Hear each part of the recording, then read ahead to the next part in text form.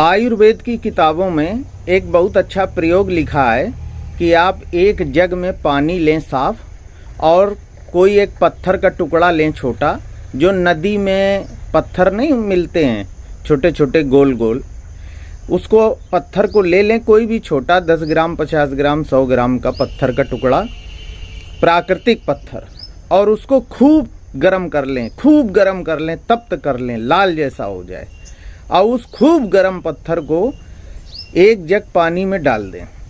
थोड़ी देर बाद उस पानी में जितना भी केमिकल रिएक्शन उस गरम पत्थर से होगा तो वो पानी एल्कलाइन हो जाएगा, अमृत हो जाएगा।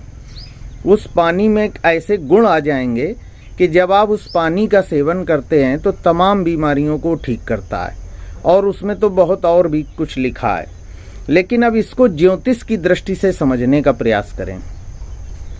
सारी बीमारियों की जड़ पेट है। पेट में जब भोजन सही ढंग से पचता नहीं, निकलता नहीं है, एसिडिटी होती है और वायु बनती है, गोला गैस बनती है।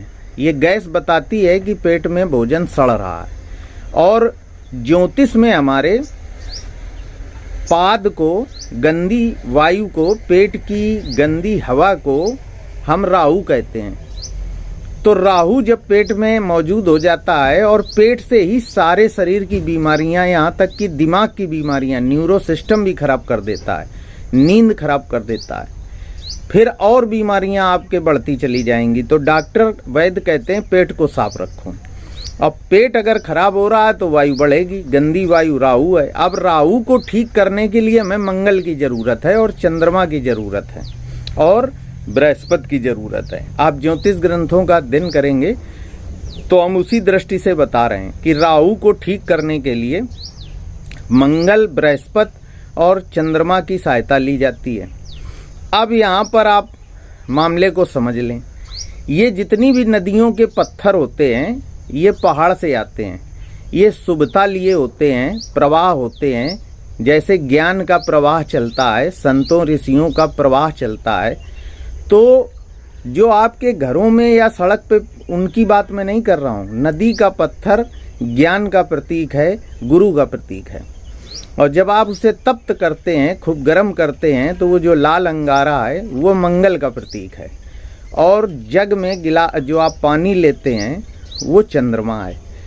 और अब आपने वो गर्म पत्थर उसमें डाल दिया, तीनों का मिलन हो गया। हम ज्योतिष की दृष्टि से बता रहे हैं, लॉजिक पकड़िए आप।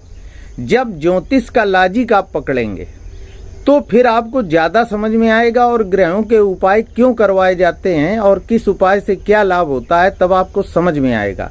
देखिए, जो हमारा मन है, इंसान का मन तब तक किसी बात को नहीं स्वीकार करता जब तक उसे तर्क से, लॉजिक से आप समझाएं ना, अन्यथा उसे पाखंड समझता है। तो वैदिकी में अपने ढंग से कहा गया है कि वो पानी अमृत हो जाएगा, पेट सही करेगा, तमाम रोगों को ठीक करेगा। और हम ज्योतिष की दृष्टि से उसका विवेचन कर रहे हैं कि जब ये 3 ग्रह उसमें पहुंच गए पेट में, तो पेट में स्थित जो राहु खराब कर रहा है, गड़बड़ सड़बड़ कर रहा है, वो ठीक कर देगा। और जब पेट सही होगा, पेट में गंदी हवा नहीं बनेगी, तो जितनी हजारों बीमारियां हैं वो सब पैदा पेट से ही होती हैं, उनमें ठीक हो जाएगा। इसी तरह जब आप आयुर्वेद की, या आप अपने रसोई में खाना बनाते हैं, विभिन्न प्रकार के मसाले डालते हैं, जीरा वगैरह, इनके भी ज्योतिषी कारण भी हैं। और वैद्य लोगों से पूछोगे तो उनके भी कारण हैं, वो अपने ढंग से बताएंगे, हम अपने ढंग से बताएंगे। हमारे पर्व, हमारे त्यौहार, रीति रिवाज, हमारा खान पान, हमारे मसाले और हमारी तमाम चीज़ें, उनमें ज्योतिष, ग्रह नक्षत्रों का भी बहुत बड़ा विज्ञान है। ज़रूरत है उस पर शोध करने की, समझने की। अगर कोई व्यक्ति आपको मिल जाए सही ढंग से, लॉजिक से समझाने वाला, तो आपको फिर कहना नहीं पड़ेगा, आप बिना कहे वो सब काम करेंगे जिनको अभी आप पाखंड कहते हैं।